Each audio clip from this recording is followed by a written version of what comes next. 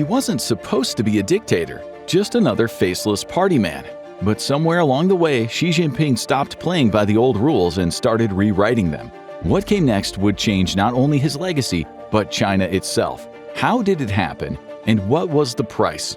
On today's episode of the Infographic Show, we're looking at how Xi went from a little-known provincial official to the man who reshaped China's future. Xi's story begins far from the halls of power, in a China still bleeding from war and searching for direction. When Xi Jinping was born in 1953, China was still reeling from division and war. The blood of World War II had barely dried, and the communists had only recently emerged victorious from the Civil War. Just 4 years earlier, Chairman Mao Zedong had stood in Tiananmen Square to proclaim the founding of the People's Republic of China, or the PRC. Mao promised his people, never again. For centuries, China had been among the most advanced civilizations on Earth, until it suffered what became known as the Century of Humiliation. Once self-sufficient but inward-looking, it grew vulnerable.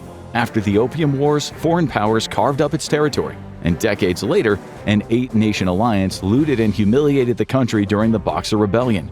China's hopes for fair treatment after World War I were quickly crushed, and just decades later it faced one of its darkest chapters, the brutal occupation by Japan in World War II. It was a country on its knees when Mao came along and promised to stop the bleeding. Xi's dad, Xi Jinping, was one of the men dedicated to trying to put China back on track. In the early 30s and 40s, he was a communist revolutionary hero, imprisoned in the White Terror when the nationalists fully embraced serial killing. He later rose through the ranks of the Communist Party, known for his moderation and non-military methods to quell trouble. When Xi Jinping was just 6 years old, his dad was a revolutionary star, working under Mao's right-hand man, Premier Zhou Enlai. This made his family communist royalty. Xi himself was what was now referred to as one of the princelings. Then it all fell apart. The party was fractured, and Chairman Mao, losing support, was paranoid and ruthless. Between 1958 and 1962, Mao launched the Great Leap Forward, a ferocious, misguided attempt to turn China into an industrial superpower overnight. The result was a catastrophe: famine that killed tens of millions, entire villages starved and ate tree bark, and local cadres desperate to meet impossible quotas killed peasants accused of stealing grain. Yet any criticism of Mao's policies could and often did lead to an accusation of anti-revolutionary behavior. And that's how Xi Jinping got into trouble. After an investigation, he was accused of supporting the so-called rightist elements and showing sympathy toward officials who questioned Mao's leadership. Xi Jinping was publicly denounced and stripped of his titles, as Mao purged anyone he said was disloyal. For Xi Jinping, it was a lesson for life. Even heroes, his father, beloved by many, could crash out overnight. He learned that to survive in politics, you had to be careful. You needed the right people around you, and you needed to be ruthless. As a child, he had been ensconced in some of the finest houses inside Beijing's elite residential compounds. But now he was caught in the eye of a hurricane. His father was demoted, sent to work as a deputy factory director, and later imprisoned. But for the younger Xi, Premier Zhou Enlai was the embodiment of a good leader, thoughtful, restrained, who put people before personal ambition. He'd later call him an outstanding example of a human being, a model of communist virtue. But if Zhou was stable, Mao had lost his mind. Starting in 1966, as black clouds gathered over Xi's family, Mao unleashed the Cultural Revolution, a national collective insanity that would shape 13-year-old Xi's life forever. Guided by the Little Red Book, Mao built his cult of personality and created the Red Guards, millions of zealous young Chinese citizens ready to purge the nation of reactionary capitalists and spies. As politicians were persecuted in numbers, intellectuals, artists, writers, and academics were hounded, beaten, and murdered by gangs of the young ideological thugs. Family houses were ransacked, their occupants put out on the streets. Students grabbed their teachers by the hair, male or female, young, old, it didn't matter, sometimes beating them to death as bystanders wondered if they were next. At the third middle school for girls in Beijing, they dragged out the vice principal and beat the life out of him as they laughed at his screams. They left a message on the wall: "Long live the Red Terror."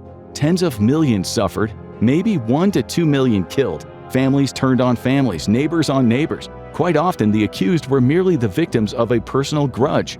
A strict teacher hated by a student, a husband who wanted to break up with his wife. And within all of this madness and violence was young Xi, his family now perceived as an enemy of the revolution. His mother, Qi Xin, was a loyal communist and revolutionary, yet her name had been tainted.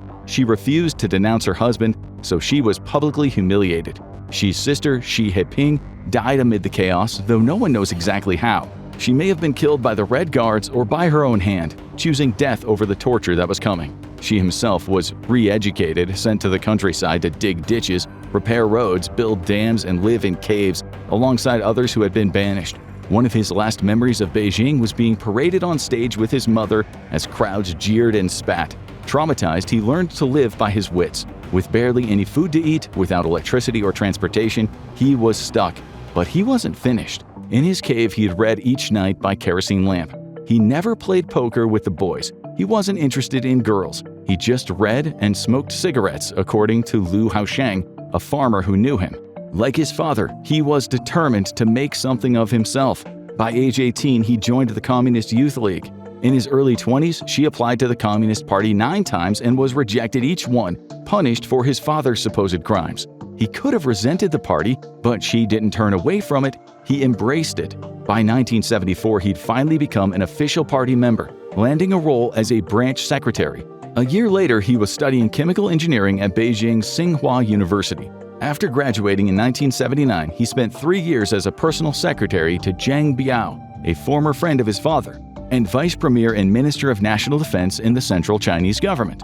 With Mao dead in 1976, Deng Xiaoping was effectively in charge of the Communist Party. He'd become known as one of the great leaders of China, the man who opened the country up to global capitalism. His idea of socialism was unique, a kind of Chinese spin on how to govern a country. Without stability, he said, nothing was achievable. And to achieve anything, China had to be open and industrious. The party ruled autocratically. Believe in us, he told his people, and we will bring you a standard of living you've been dreaming of. And for the most part, he made good on his promise. In the decades that followed, 850 million people were lifted out of poverty. Living standards greatly improved, as did healthcare and life expectancy, in a country the West was calling an economic miracle. Before that, in 1980, the Central Committee officially dropped the political charges against Xi's father, fully exonerating him. He soon had a high position in politics again, which would oil the wheels for his son's progress. Said to be reserved and distant in character, maybe the result of his tragic early life, Xi was ambitious. He wanted to learn.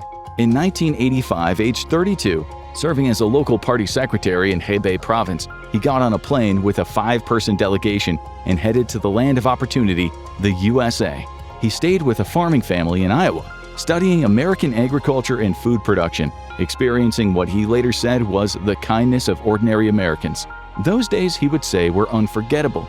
They very likely shaped his vision of what China should become: strong, modern, and self-reliant, but with less free speech, of course. He then became vice mayor of Xiamen in Fujian, and in 1987 he got married to the folk singer and army general Peng Liyuan. For a long time, she was a much bigger name than him. Most Chinese people would recognize his wife rather than him. As a party leader in Fuzhou, Xi began to make his mark. Between 1999 and 2002, he pushed for foreign investment and left the city in strong economic shape. When he became provincial governor in 2000, he kept that focus, promoting growth while living modestly in a small dormitory and avoiding the lavish lifestyle that defined many officials. Well, that is the legend. Mao did the same, preaching sacrifice while feasting like a king and surrounding himself with young women in his private villas. Whether Xi's humble image was real or not, state media turned it into gospel. And myth or no myth, he came out looking clean, competent, and disciplined in a time when everyone else looked corrupt. He hit the big time in 2002 as governor of Xizang. But just a year later, he was running the province as party secretary. There, he built a base for himself after his policies led to investment in the province. People seemed to like him. He was quiet but humble, restrained. He didn't seem corrupted by the system or outwardly interested in luxuries, just like his heroes Zhao Enlai and his dad.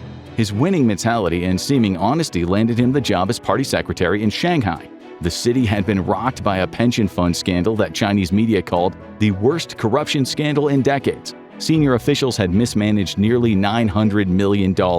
It was huge at the time, an ugly blemish for a government under scrutiny. Scores of officials got from 3 years to life for giving bribes, embezzlement, and abuse of power. But citizens were becoming frustrated with so much rottenness at the core of their country. And into this ring of doubt stepped Xi, incorruptible, pure, viewed as someone who could douse the fire of distrust.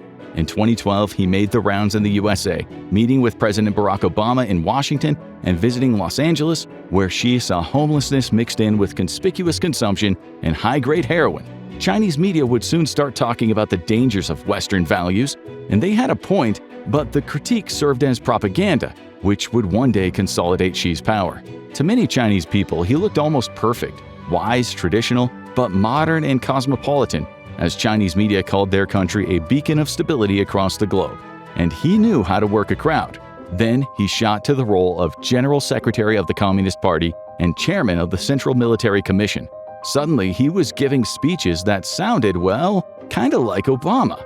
He talked about how Chinese people deserve to live the Chinese dream. He skipped the pursuit of happiness part, but promised that every citizen should have a good education and a job that didn't just pay the bills but allowed savings. Everyone, he said, deserved security in old age, better housing, better healthcare, a better life in general. After taking control of the party, he promised to project China's power under the Belt and Road Initiative. He would ensure the country would never again suffer the humiliation of foreign domination and be, quote, plunged into an abyss of great suffering. China would, quote, become prosperous, strong, democratic, culturally advanced, and harmonious. If the democratic part is confusing, for Xi, democracy represents the fundamental interests of the people.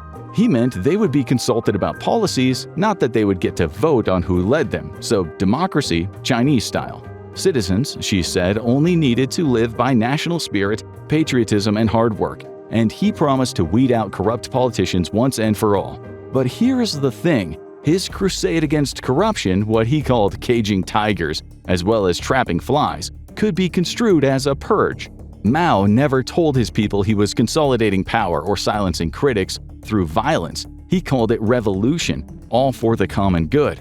Tyrants never say that they are tyrants. So was this a reform or a purge? One of the biggest tigers to go down was Zhao Yongkang, the boss of China's security apparatus and law enforcement agencies. He was in charge of the courts, the police, the prosecution agencies, the intelligence. He was a very, very powerful man, and now he was a caged tiger.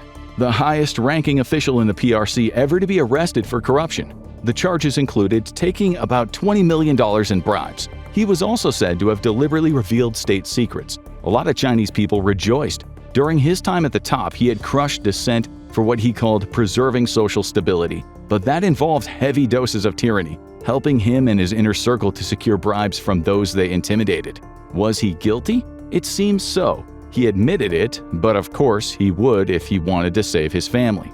The next tiger to fall was Bo Xilai. Like Zhao, he was one of the 25 members of the Politburo, the circle of China's most powerful officials. Bo had served as party secretary of Chongqing and before that as Minister of Commerce. He had gained rock star status for cracking down on organized crime until the media began calling him China's greatest gangster. Was he? Well, he certainly fit the part. A lavish villa in Cannes, glamorous girlfriends, and luxury goods. Politics, it seemed, paid really well. On paper, he earned only $22,000 a year, but The Guardian reported his family controlled assets worth roughly $136 million. Then his wife was convicted for the murder of a British businessman. So yes, in this case, Xi was right. Bo was corrupt. It seemed that corruption was everywhere, and Xi was targeting those who didn't fully back him, just as Mao once had. He also took down Xu Kaihao, one of the highest-ranking officers in the People's Liberation Army and a Politburo member. The state media called him a military tiger. He was arrested in October 2014 after being charged with taking enormous bribes, only to die 6 months later of cancer. Xi has done a lot that can be construed as noble. He scrapped China's brutal system of re-education through labor, and he also tried to curb officials' influence over the courts. He told the top cadres to ease off on the luxury lifestyles. Fewer motorcades, smaller banquets, not as many of those expensive goods. None of this has done much to move China up the global corruption indexes, but at home his crusade has widespread approval. The analysts who support Xi, in the East and the West, say he had to purge the tigers because they were parasites. They believe he's for real. When WikiLeaks published a cable from one of Xi's friends, it did make him look like he had some integrity. When he said, Xi knows how very corrupt China is, so maybe he is trying to clean up. But as we said, the analysts against him say it's all about power consolidation. If that's true, he certainly has done a lot of cleansing. Throughout Xi's entire tiger hunting safari, he took down a dozen top military officers, 5 national leaders, and countless senior executives from state-owned enterprises. All in all, around 294 tigers were sent back to their cages. As for the flies, it's reported that Xi's guys swatted in the region of 2.3 million up into 2023, when it seems his hunting spree slowed down a bit. Worse, in 2018, he paved the way to make himself effectively emperor for life by scrapping presidential term limits. The constitutional change sailed through the National People's Congress. Of almost 3,000 votes, only 2 said no and 3 abstained. Xi might not be directing his young citizens to execute their teachers with their boots, but he has now arguably amassed more power than Mao ever had. He is untouchable. So what is he trying to do? The answer is to build a system to compete with Western democracies, with his men at the top. It can't be challenged in the Chinese media. The public must believe it, and he must be viewed almost as godly. So his system will travel down to future generations. In his mind, it is for the common good. That's why young Chinese students right now will grow up studying Xi Jinping thought on socialism with Chinese characteristics for the new era. In college, they will study it more. Even staff at China's many factories will get a blast of Xi rhetoric and philosophy in between cigarette breaks. Xi paints a vision of a new promised land, while many Chinese see the West consumed by addiction, despair, and violence. But that confidence hides a familiar risk. When power becomes untouchable, corruption and favoritism thrive, just as they did under the Qing dynasty. Xi has said that the only thing that should matter to its citizens is the motherland, the Chinese nation or race, Chinese culture, and the Chinese socialist road. He calls these the 4 identifications that will lead to the great rejuvenation of the Chinese nation and the Chinese dream. Speech or expression that gets in the way of this will be censored and troublesome citizens tracked down and cracked down on. This has compelled some of Xi's critics to call him the most authoritarian leader since Chairman Mao. When the Central Commission for Discipline Inspection interrogates those accused of party heresy, it operates with little oversight. Suspects can be detained indefinitely and denied legal support. In 2015, in the 709 crackdown, over 300 human rights lawyers, activists, and their staff across China were detained on vague charges such as subversion of state power or provoking trouble. China might have opened up economically, but in terms of freedom, it is a locked box, and Xi holds the key. This creates a chilling effect where people are afraid to speak their minds, and politicians at every level fear upsetting the apple cart. The U.S. Office of the Director of National Intelligence put it bluntly. Yes, Xi has gone after real corruption, but he also targets anyone guilty of political indiscipline or ideological impurity, phrases that sound less like reform and more like something out of Mao or Stalin's playbook. There is no doubt Xi rules with an iron fist, but his people for the most part seem to like him. More importantly, they trust him to deliver on his promise to help them achieve their Chinese dream. They believe he is order in a world of chaos. Many of them look at the so-called American freedom as a destabilizing force on the planet, so they accept that they must do as they're told under their unmovable leader. But one day they might regret choosing authoritarianism over imperfect political freedom, and if they do, they won't have the power to change it, not unless there is another revolution. Xi isn't just leading a nation, he is engineering a system that will live long into the future. In the West, there's a belief that autocracies eventually implode from infighting, that oppressive rule isn't sustainable. But in China, it's being said right now that the West is failing. Democracy is in poor health in a number of Western countries, said Chinese media recently, in worse shape since the 1930s, unable to deliver on its promises. Maybe there is some truth in that, but really, is authoritarianism the answer? Firewalls, surveillance, demigod leaders, controlled media, and censored movies? Time will tell which vision endures. Xi Jinping may have taken control of modern China, but his rise echoes that of an even darker leader. Watch why Mao Zedong was the most brutal tyrant to see how his rule left a scar on history, or click on this video instead.